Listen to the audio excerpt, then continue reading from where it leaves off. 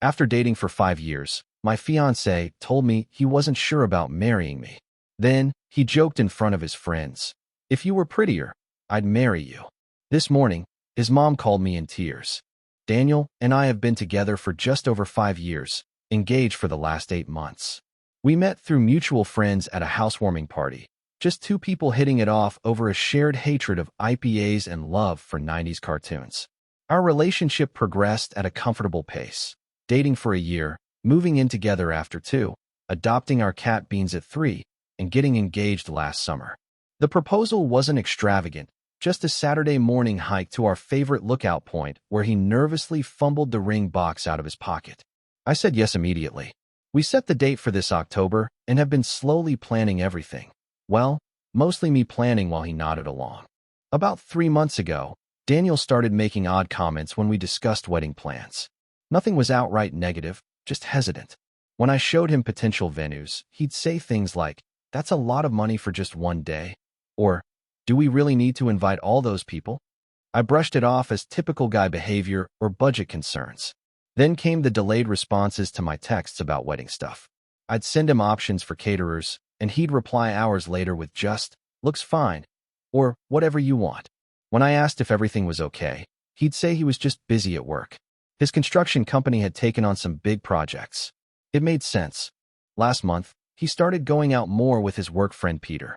They'd grab beers after work or watch games at Peter's place. Again, this wasn't unusual, just more frequent than before. When he'd come home, he seemed distant, checking his phone more often and being less affectionate. I tried talking to my best friend Lisa about it. She suggested pre-wedding jitters and recommended we have a date night to reconnect. So last Friday, I made reservations at this new Italian place downtown, put on a nice dress, nothing too fancy, just something I hadn't worn in a while, and even bought Daniel's favorite beer to have waiting in the fridge. The date night was a disaster. He seemed distracted throughout dinner, barely engaging in conversation. When I brought up finalizing our honeymoon plans, he dropped the bomb. He wasn't sure if he was ready for all this. He meant not just the honeymoon, but the wedding, marriage, everything. I was stunned. 5 years together, 8 months engaged, and now he wasn't sure? When I pressed him, he mentioned conversations with Peter about how marriage changes things and referenced Peter's brother's messy divorce. The discussion quickly escalated, with me trying not to cause a scene in the restaurant while feeling like my world was collapsing. We barely touched our entrees. The ride home was silent, thick with tension. At our apartment, he deflected further conversation, saying he needed time to think before sleeping on the couch. The next morning was painfully awkward. We moved around each other like strangers sharing an Airbnb. He mentioned meeting Peter and some work friends for lunch to watch the game at the Rusty Nail, the sports bar downtown. I was too emotionally drained to argue. A few hours later, Lisa called and convinced me to get out of the apartment. We went for coffee, and I unloaded everything. Lisa listened patiently, suggesting that maybe Daniel was just experiencing normal pre-wedding anxiety.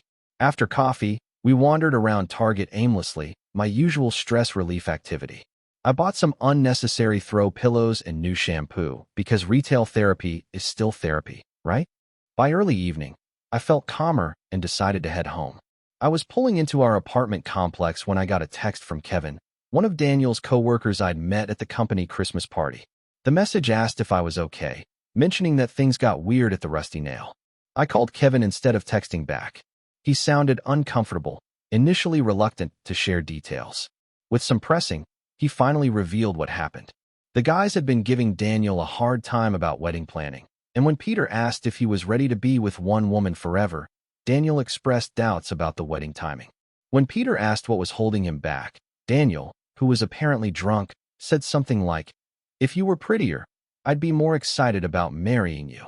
Then he laughed it off like it was a joke. Kevin told me he and some other guys called Daniel out for the comment, but Daniel just got defensive and said they couldn't take a joke. I sat in my car crying for 20 minutes after that call. The man I loved for 5 years, who I thought loved me, had publicly joked about my appearance being the reason he was hesitant to marry me. When I finally went inside, Daniel was passed out on the couch, still in his clothes from earlier. The apartment smelled like stale beer. I took Beans into the bedroom with me and locked the door. Sunday morning, I woke up to the smell of coffee and bacon, Daniel's standard apology breakfast. He looked hungover and sheepish, clearly hoping food would smooth things over.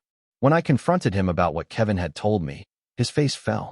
He immediately tried to downplay it, claiming he was drunk and being stupid. According to him, the guys were ragging on him about being tied down, and he'd said something dumb to shut them up. His defense of guys being guys only made things worse. We argued about how he could humiliate me in front of his friends, with him insisting that wasn't his intention. He tried to explain that he was stressed about wedding costs and pressure, but I couldn't get past the fact that he'd used my appearance as the punchline to a cruel joke. I couldn't stay in the apartment with him. I grabbed my purse and headed for Ethan's place. My brother has always been my safe harbor during rough times. When I told him what happened, he was furious, ready to confront Daniel directly. I managed to calm him down, explaining that I just needed space and a place to stay while figuring things out. Throughout Sunday, Daniel kept texting apologies and pleas to come home and talk. I responded only once, saying I needed time. I called in sick to work on Monday, unable to face answering phones at the dental office while pretending everything was fine. Around 9 a.m. Monday morning, I got a call from Victoria, Daniel's mom. We've always gotten along well. She's been more supportive of our relationship than my own mother, who lives in Florida with husband number 3. She sounded upset, saying Daniel had called her the night before and there was something important I needed to know. She asked if we could meet somewhere to talk. And that's where I am now, sitting in my car outside the coffee shop where I'm supposed to meet Victoria in 15 minutes, wondering what else there could possibly be to know and if my 5-year relationship is completely over. I never thought I'd be writing this post. I keep looking at my engagement ring, wondering if I should have seen this coming. Was I blind? Or did things really change this suddenly? Should I hear Victoria out? What could she possibly tell me that would make any of this okay? First update. First, thank you all for the overwhelming support on my original post. I didn't expect thousands of comments. I tried to read as many as I could between crying sessions and stress eating the emergency Oreos from my brother's pantry. For those asking, yes, I met with Victoria, Daniel's mom, and I'll get to that at the end of this update. A lot has happened in the last 2 days, and I'm still processing everything. After posting on Monday, I called in sick to work again. My boss was understanding. I've only used 2 sick days in the past year, and apparently, I sounded like death on the phone. I spent most of the morning in Ethan's spare room, which doubles as a storage closet, scrolling through your comments and trying to gather my thoughts. Around noon, Lisa came over on her lunch break with sandwiches from that deli near the hospital where she works. I hadn't eaten much since Sunday, so even though I wasn't hungry, I forced myself to take a few bites. Lisa gently reminded me that I couldn't avoid Daniel forever. We lived together, had joint accounts, and eventually would need to talk. She was right, obviously. I couldn't hide at my brother's place indefinitely, especially since Ethan's girlfriend was coming over for dinner that night. The last thing I wanted was to be the sad third wheel at their Taco Tuesday. After Lisa left, I took a shower, borrowed one of Ethan's hoodies, don't judge, it was comforting, and drove back to my apartment. The whole way there, I rehearsed what I wanted to say. I wasn't going to yell. I wasn't going to cry. I was going to be calm and mature and get answers. When I pulled into our parking spot, I noticed Daniel's truck was there. He should have been at work. My stomach knotted as I walked up the stairs to our second-floor unit.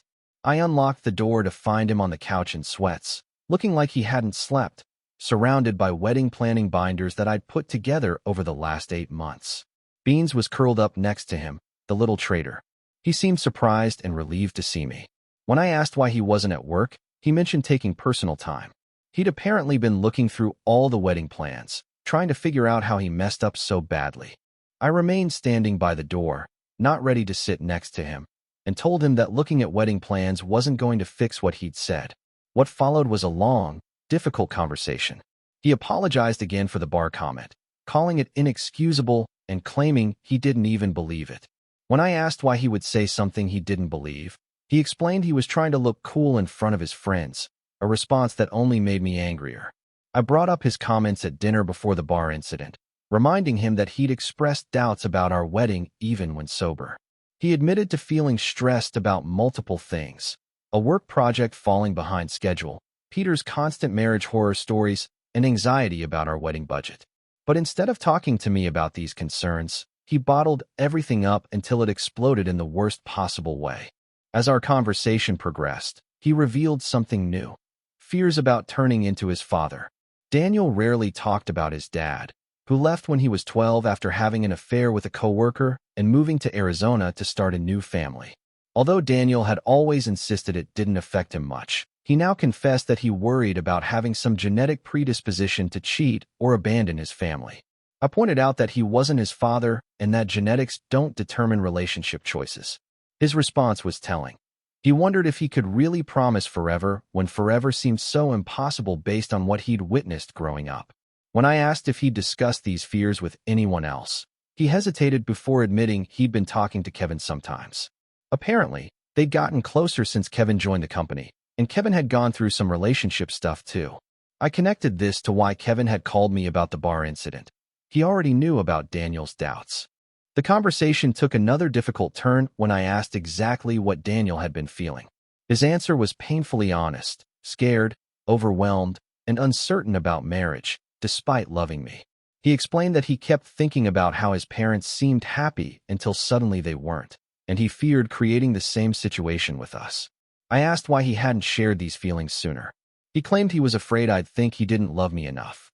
The irony wasn't lost on me. By hiding his fears, he'd created exactly the situation he was trying to avoid.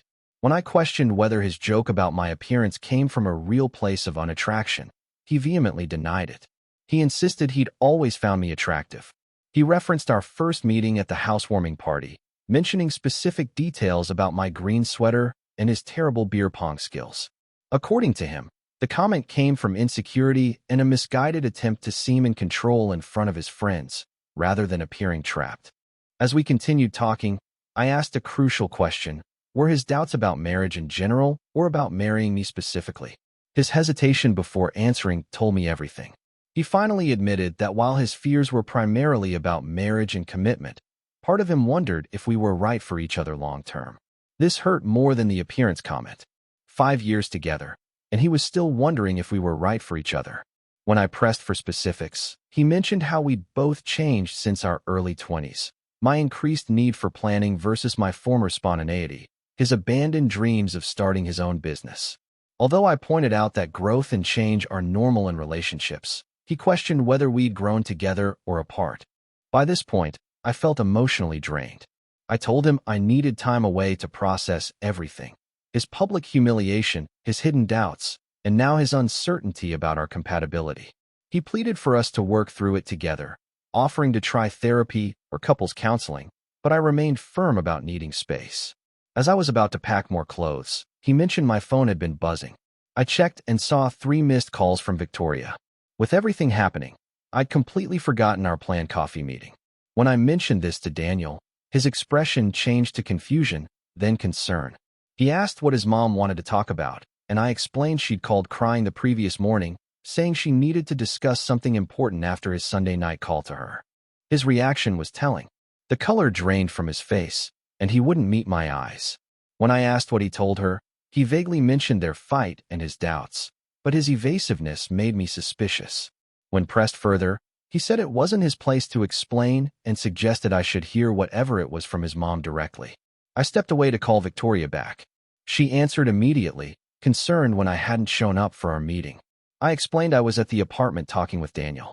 She mentioned having something important to tell me and suggested meeting right away. Her voice sounded strange when I mentioned being with Daniel, further increasing my suspicion that there was something significant I didn't know. After arranging to meet Victoria in 30 minutes, I confronted Daniel again, asking what his mother knew that I didn't. He finally looked up, his expression a mix of guilt and resignation. He said there was something he should have told me himself and suggested I talk to his mom, offering to be gone when I returned if that's what I wanted. I quickly packed enough clothes for a week, along with toiletries and my laptop. At the door, Daniel said he loved me, but I responded that sometimes love isn't enough. On my way to meet Victoria, Catherine, Daniel's sister, called. She was clearly concerned, asking what was happening between Daniel and me. She mentioned hearing from Peter about the bar incident and noted that Daniel wasn't answering her texts, while our mom seemed upset. When I explained I was heading to meet Victoria, Catherine seemed surprised and asked if the meeting was about Melissa. The name hit me like a truck. What about Melissa? I asked. Catherine's shocked reaction and quick backpedaling told me she'd accidentally revealed something important. She apologized and urged me to hear Victoria out, refusing to explain further despite my pressing. As I pulled into the coffee shop parking lot, I spotted Victoria already waiting at a table by the window. Her eyes were red-rimmed and puffy. Whatever she was about to tell me, I had a feeling it was going to change everything. My phone buzzed with a text as I walked toward her table. It was from Daniel. "Whatever my mom tells you, please remember that I do love you. I just got scared and made terrible mistakes. I'll understand if you can't forgive me." I put my phone away, took a deep breath, and sat down across from Victoria. Second update. Thank you all for the support on my previous posts. Reading your comments has been both comforting and overwhelming. I haven't been able to respond to many, but please know I've read them and appreciate the advice. I'm writing this from a new location, Lisa's apartment. After meeting with Victoria yesterday, I couldn't face going back to Ethan's or our apartment. Lisa has a pull-out couch that's slightly more comfortable than Ethan's storage room futon. Plus her cat Pepper doesn't judge me for crying into my cereal at 2 a.m. So, the meeting with Victoria. Where do I even start? The coffee shop was busy for a Tuesday afternoon.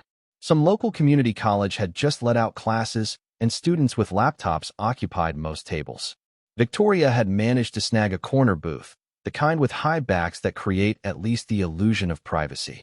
She looked different than the last time I'd seen her at our monthly family dinner 3 weeks ago. Her usually perfect bob was slightly disheveled, and she wasn't wearing any makeup. In the 5 years I've known her, I've never seen Victoria without at least mascara and lipstick. She's not vain. It's just her routine, like how some people can't start their day without coffee. When I arrived, she stood to hug me. She smelled like those lavender dryer sheets she always uses. I ordered a black coffee, even though what I really wanted was one of those caramel things with extra whipped cream. Somehow it felt wrong to order something frivolous for this conversation. After some awkward small talk, Victoria got to the point. Daniel had called her Sunday night in a complete emotional meltdown. While she acknowledged his fears about commitment and turning into his father were real, there was something much more immediate causing his behavior. Melissa. I nearly choked on my coffee. Melissa, the new project coordinator at Daniel's company, the woman he'd mentioned a few times in passing. As Victoria explained, while nervously shredding a napkin into tiny pieces, Daniel had developed feelings for Melissa over the past few months. Nothing physical had happened, at least according to what Daniel told his mother, but there was an emotional connection that had him questioning everything about our relationship. I sat there trying to process this information, feeling like the coffee shop was tilting sideways while Victoria continued talking. I was mentally connecting dots, building a timeline. Melissa had started at Daniel's company around New Year's. I'd met her briefly at the company holiday party in March. By then, Daniel had already been acting different, more distant, checking his phone constantly, spending more time with work friends. What I'd written off as stress from his big project now looked like something else entirely. When I asked Victoria why she was telling me this instead of protecting her son, her eyes welled up. The parallel to her own marriage breakdown became clear as she shared more details. Before Daniel's father left for Arizona with his coworker, there had been months of distance, hurtful comments, and manufactured arguments, all designed to create distance rather than admit the truth. She didn't want to see history repeat itself, with me left in the dark while Daniel took the coward's way out. The comment at the bar suddenly made more sense. Not just drunken stupidity, but a subconscious attempt to sabotage our relationship so he wouldn't have to make the hard choice himself. We talked for over an hour. Victoria shared more about her own experience, how she'd tried to save her marriage even after learning about the affair, how she'd blamed herself for not being enough. Before we parted ways in the parking lot, she said something that's been echoing in my head ever since. The hardest lesson I learned was that you can't make someone choose you. They either do or they don't, and anything in between is just delaying the inevitable. I sat in my car for a long time afterward, staring at my phone. There were 3 new texts from Daniel, all variations of "I'm sorry" and "I love you," but not a single mention of Melissa. He was still hiding the full truth. Instead of responding to him, I called Lisa and asked if I could crash at her place. She didn't hesitate or ask questions, just said she was already making up the pull-out couch and offered to pick up dinner on her way home. That's the kind of friend everyone deserves during a crisis. I finally texted Daniel back. I know about Melissa. Don't contact me again until you're ready to tell me the complete truth. I'll be collecting more of my things tomorrow while you're at work. Then I blocked his number, not permanently, just for the night. I needed space to think without his explanations or justifications. On the drive to Lisa's, Catherine called. The conversation confirmed what Victoria had told me and added another layer. She had overheard Daniel and Peter discussing the situation last Thursday. She'd confronted her brother and made him promise to be honest with me after the weekend. Clearly, he'd failed to follow through on that promise. What surprised me most was Catherine's unwavering support. Despite being Daniel's sister, she made it clear she was on my side in the situation. The relief I felt was enormous. I'd been worried about losing not just Daniel, but his entire family, who had become my family over the years. Lisa's apartment was exactly what I needed that night, a neutral space where I could just exist without explaining myself. We ate food on her living room floor. Her coffee table was covered with papers from her online class, while watching a baking competition neither of us really followed. The mundane normality of it was like a life preserver in the middle of my emotional storm. After Lisa went to bed, I stayed up scrolling through photos on my phone. 5 years of memories with Daniel, vacations, holidays, random selfies on ordinary days. Our engagement photos showed us grinning like we'd won the lottery. I was making mental plans for the next day, going to the apartment while Daniel was at work, packing more things, maybe talking to the landlord about breaking our lease. Then my phone buzzed with a text from an unknown number. Margot, this is Melissa. I know you blocked Daniel. Can we meet tomorrow? There's more to the story that you should know. Just the two of us. I stared at the message for a long time, my heart pounding. What more could there possibly be?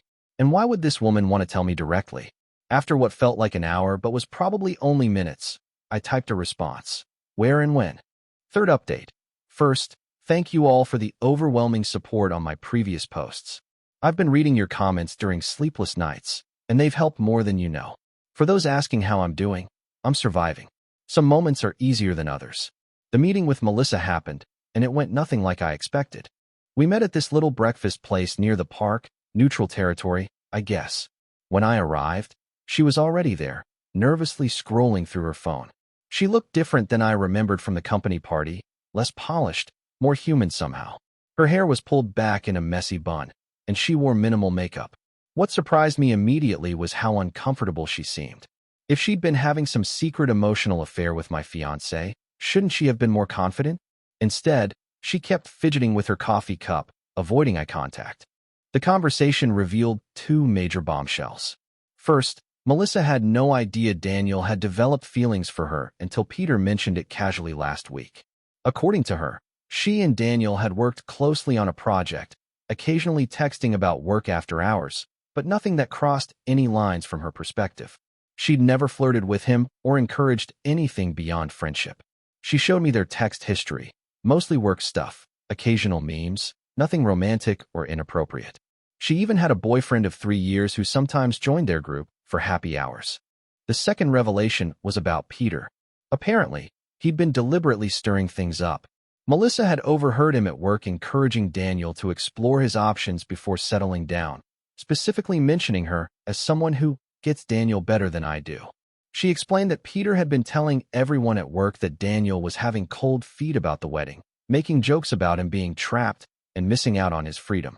By the end of our meeting, I felt strangely calm. Melissa wasn't the villain I'd imagined. She was just a bystander caught in manipulation and Daniel's weakness.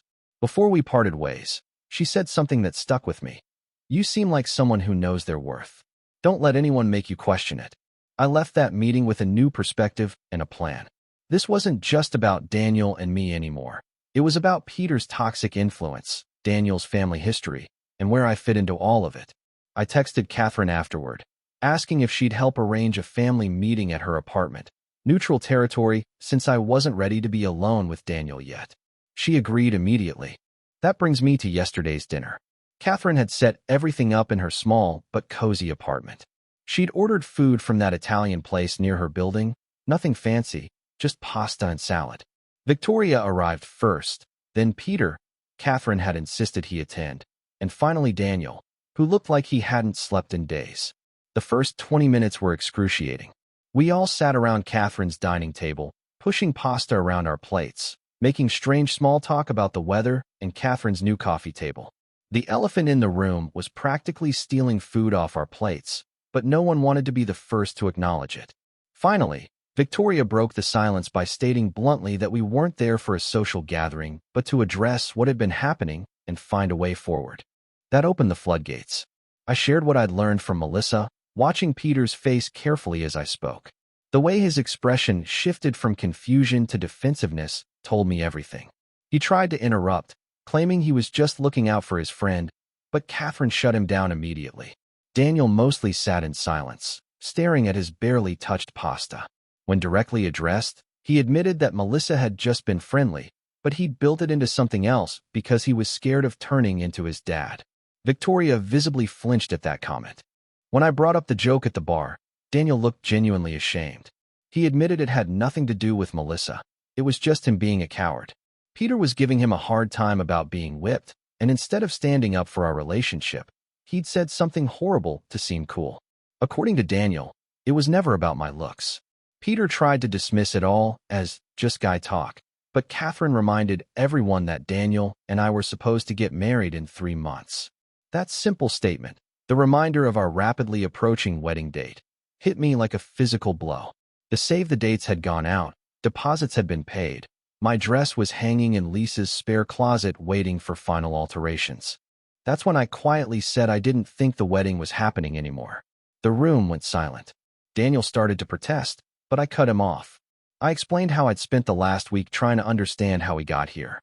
What I'd realized was that this wasn't just about Melissa or that joke or even Peter's toxic influence. This was about Daniel not being honest with me or himself. I told them how I'd ignored the signs for months. His disinterest in wedding planning, his increased time with Peter, his emotional distance. I'd made excuses because it was easier than confronting the truth. But I deserved someone who was certain about me, someone who didn't need a family intervention to figure out their feelings. Peter made a snarky comment about me being dramatic, which earned him simultaneous, shut up, responses from both Victoria and Catherine. Daniel insisted he was certain about loving me, just scared of messing everything up. I pointed out that he already had. The conversation continued for hours. There were tears, heated words, especially between Catherine and Peter, and difficult truths. We rehashed old wounds and uncovered new ones. Around midnight, when everyone was emotionally exhausted, we reached the inevitable conclusion: the wedding was off. Our 5-year relationship had run its course. It wasn't a screaming match or a dramatic exit. It was a mutual recognition that something fundamental had broken between us. Trust, maybe. It could be rebuilt eventually, but not in time for an October wedding. Not with Melissa still working at Daniel's company. Not with the echo of that joke still hanging between us. Catherine drove me back to Lisa's place afterward, assuring me this didn't change my relationship with her or Victoria. According to her, I was still family to them, regardless of what happened with Daniel. When I got back to Lisa's apartment, I sat on the pull-out couch in the dark, letting the reality wash over me. 5 years gone, wedding canceled, future unknown. I didn't cry right away. Instead, I made a list in the Notes app on my phone. Call venue to cancel, deposit probably gone, return ring, contact guests, move out of apartment, change relationship status on social media. Ugh. It was past 2 a.m. when Lisa shuffled out from her bedroom. She'd heard me come in and wanted to check if I was okay. When I told her the wedding was off, she simply sat beside me on the pullout and put her arm around my shoulders. We sat like that until sunrise, not saying much, just existing in the strangeness of my new reality. This morning, I woke up to a text from Daniel asking if we could meet to discuss practical matters: the apartment lease, separating our finances, what to do with the furniture we bought together. So adult. So final. I also had a message from Ethan asking when he should come over to help pack my things, my brother, always practical, and one from my mom, who'd somehow heard through the grapevine, probably from one of my cousins who follows Catherine on Instagram, and wanted to know if she should cancel her flight for the wedding. The ring feels heavy on my finger now. I've been twisting it absently, a nervous habit I didn't realize I had. It's a simple design, a round diamond in a white gold setting, nothing flashy or elaborate. Daniel had chosen it because it was classic, like our relationship. The irony isn't lost on me. I called the venue this morning. The coordinator was sympathetic but firm. The deposit is non-refundable this close to the date. $8,000 down the drain. Money we'd saved for over a year cutting back on vacations and new clothes and dinners out. The practical side of me winces at the waste. The emotional side doesn't care about money right now. Catherine texted that she'd found a photographer who might be willing to transfer our deposit to another event in the future. Victoria offered to help contact family members about the cancellation to spare me the awkward conversations. Small kindnesses in the aftermath. Peter, unsurprisingly, sent a non-apology text about how these things happen for a reason and how I'd find someone better suited eventually. I deleted it without responding. Melissa sent a short message expressing her regret about the situation and assuring me again that nothing happened between them. I believe her, strangely enough. She seems like collateral damage in this mess, a convenient projection for Daniel's fears and Peter's manipulation. The hardest part is the mundane reminders. The wedding planning binder's still sitting in my tote bag, the shared Spotify playlist we've been building for the reception, the honeymoon research folder on my laptop. Little pieces of a future that no longer exists.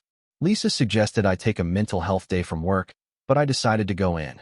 Sitting at home scrolling through Reddit and overthinking everything seemed worse than the distraction of answering phones and filing insurance claims. My coworkers have been mercifully normal. Either they don't know yet, or they're politely pretending not to notice my puffy eyes and absent engagement ring. I'm meeting Daniel tomorrow at a coffee shop to exchange keys and discuss the apartment. He's agreed to move out since my name is on the lease, and he can stay with his cousin temporarily. Another practical conversation in the business of dismantling a relationship. Part of me still can't believe this is happening. Last month, we were debating reception songs and testing cake flavors. Now we're dividing up kitchen appliances and deciding who keeps the PlayStation. I keep thinking about something Victoria said at the dinner. Endings are rarely clean or perfect.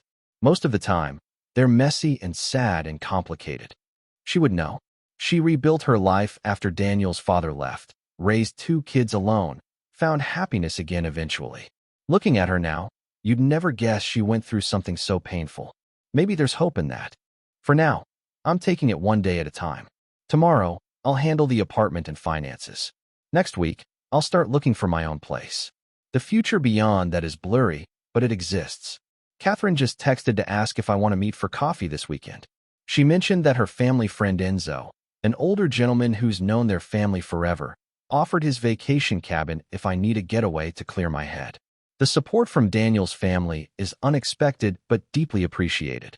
I haven't decided if I'll take Enzo up on his offer. Part of me wants to escape somewhere quiet to process everything. Another part knows I need my support system right now. Lisa with her practical compassion, Ethan with his protective big brother energy, even Victoria and Catherine with their complicated loyalty. What I do know is that I won't be checking my wedding countdown app anymore, won't be pinning reception decor ideas, or practicing a new signature with Daniel's last name. That future is gone.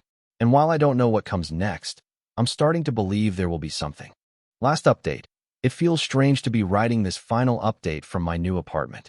It's been 3 months since the family dinner that ended my engagement. 3 months of piecing my life back together in ways I never expected. Some of you have sent messages asking for an update, so here it is. The good, the bad, and the unexpected. First, the practical stuff. Daniel moved out of our shared apartment within a week of our breakup.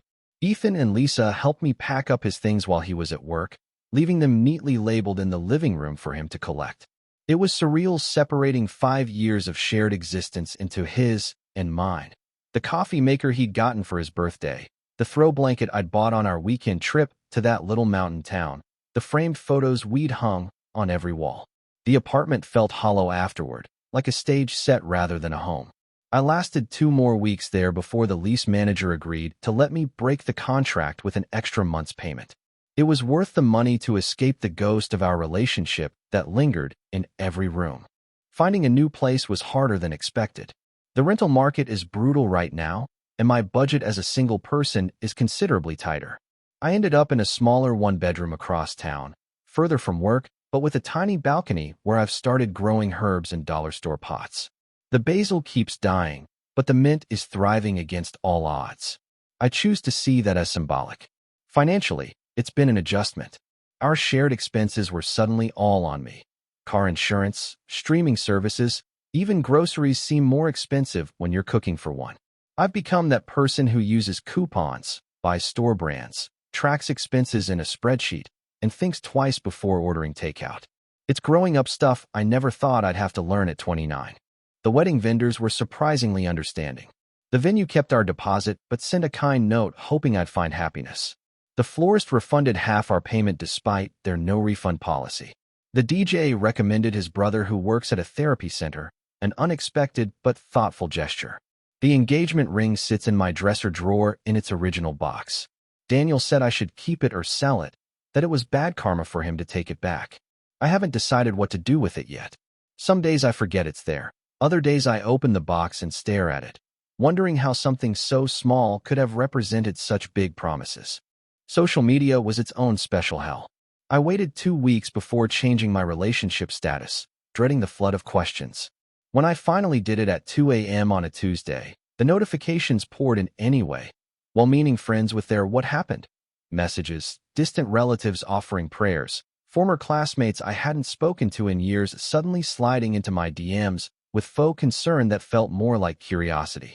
I posted a brief, vague statement about mutual decisions and requesting privacy, then muted notifications and threw my phone across the couch.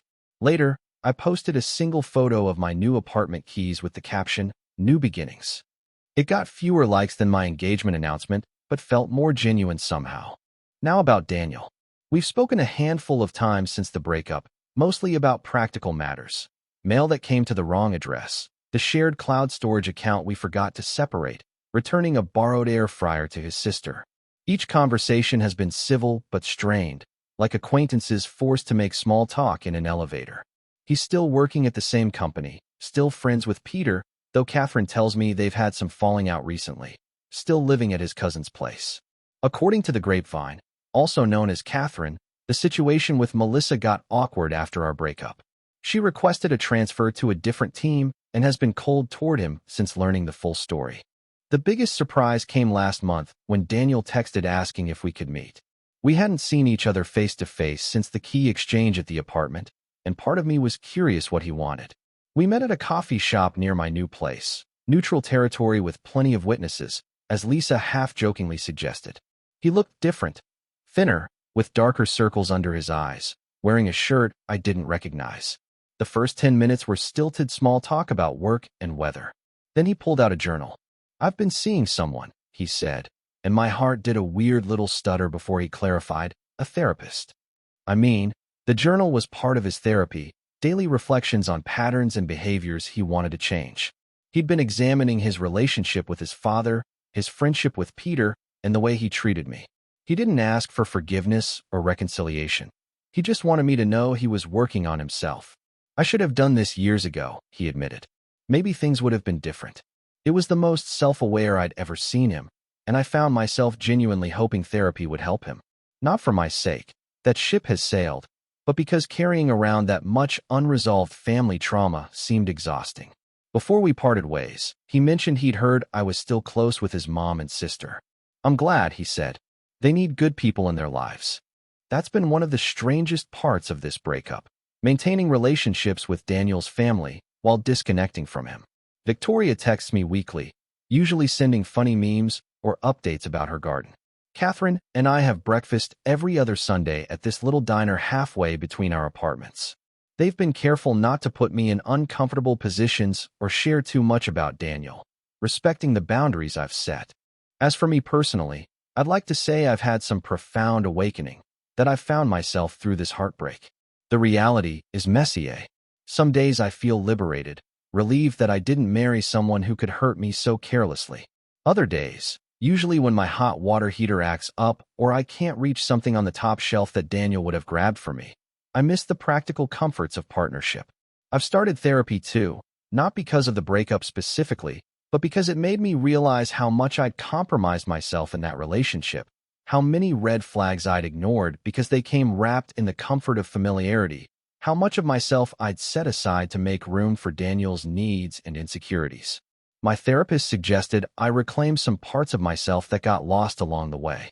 I've resumed hiking on Saturday mornings, something I'd stopped doing because Daniel always complained about early wake-ups on weekends. Dating again feels like a distant concept, though my colleagues have started making noises about setting me up with this great guy they know. I'm not ready.